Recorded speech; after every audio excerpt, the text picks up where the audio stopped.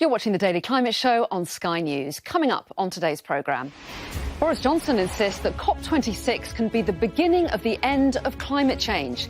But it seems even Conservative voters don't trust him on the issue.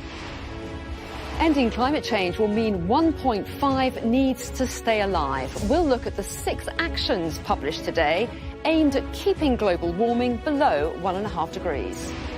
And lab-grown meat could apparently add £2 billion to the UK economy. So, should it be given the go-ahead?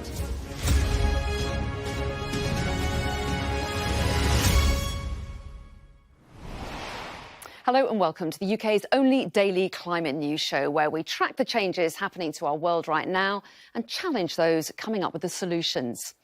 There's now a month to go until the COP26 climate summit gets underway in Glasgow, and today its president, Alok Sharma, revealed that more than 100 world leaders have confirmed that they will attend in person, although China, which will still send a delegation, is not one of them.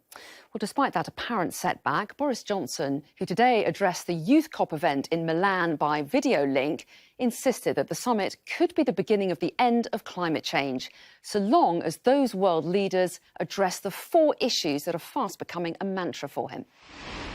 There are 4 things that we want to come out of COP26, 4 big changes in our approach, and it's very easy to remember. It's coal, cars, cash and trees. Coal, cars, cash and trees. We want to move away, as I've described, we want to move away from using coal as the way we generate electricity. We want to move towards renewable. We want all the countries in the world to move off coal. But there's bad news for Mr Johnson on the environment front this evening, courtesy of a new poll shared exclusively with Sky News. Our climate change correspondent Hannah Thomas-Peter is in Milan with the details. So, Hannah, what have you learned then? Well, the polling's been done by the Conservative Environment Network, so you'd expect them to ask questions that might be favourable for the Prime Minister. But actually, the polling has revealed that just 25% of adults polled think that a Conservative government led by Boris Johnson is the best choice to handle climate change and environment issues. But 32% of those same adults thought that Keir Starmer would be a better option, and actually only 50% of the Conservative Party's own voters thought that Boris Johnson would be the best choice on environment issues, and a significant proportion of those surveyed thought that the government is undercooking its response to climate change.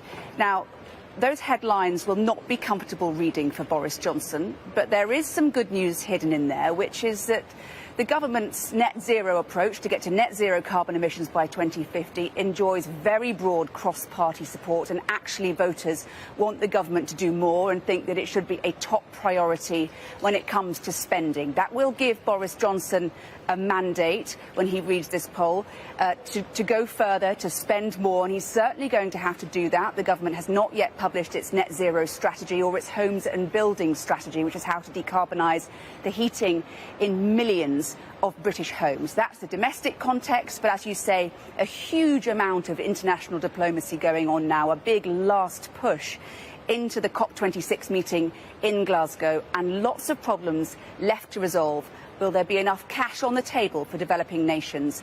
Will there be more enhanced commitments to reducing carbon emissions? And will there be an agreement before COP26 from big coal consumers and producers to finally phase out coal for good? Hannah, thanks very much indeed.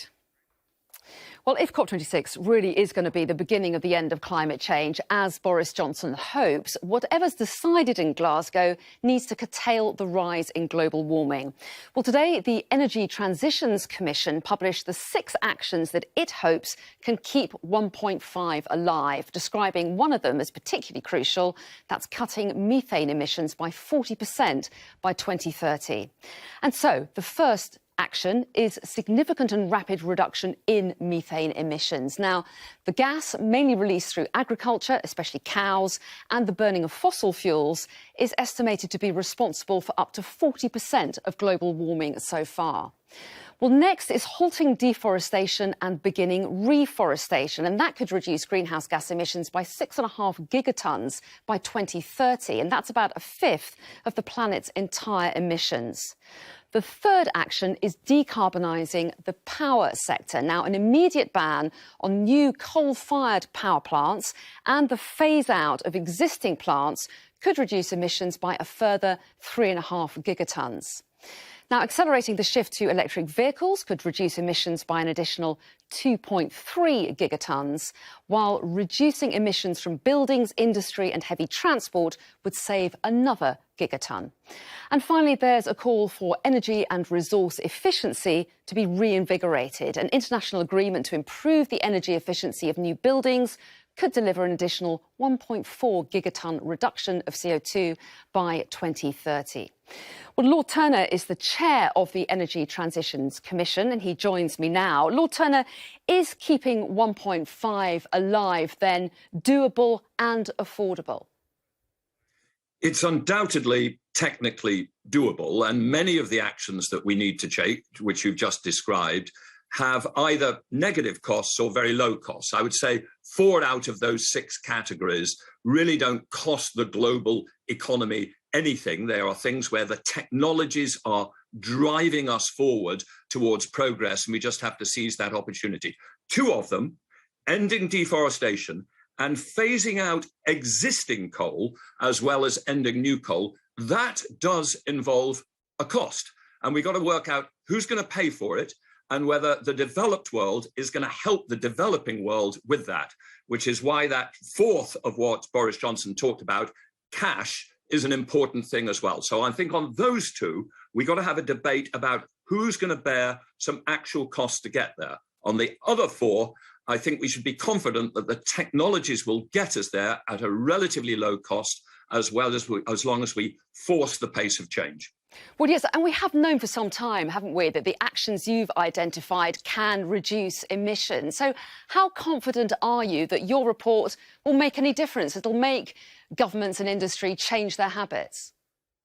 Well, look, you're absolutely right that, broadly speaking, the actions we need to take to reduce emissions are, they're at one level obvious, they are known already. I think one of the things that we're doing is drawing attention to methane. There hasn't been enough attention on methane as well as CO2. But in relation to the others, what we've done is clearly work out their relative importance, work out how much difference one could actually make as early as 2030, and try to identify the specific levers that could be pulled at COP26 by leading groups of countries and companies without having to get agreement with all 196 countries. And those sort of leading coalition opportunities are ones which we should try to seize. OK, Lord Turner, thanks very much indeed for your time this evening. Thank you. Well, let me take you over now to our climate data dashboard and show you just how hard a task it is going to be to keep global warming below 1.5 degrees. Now, temperatures have already increased, as you can see here, by more than 1.23 degrees Celsius since pre-industrial levels. And the current estimate is that we'll hit that crucial level in just over 11 years'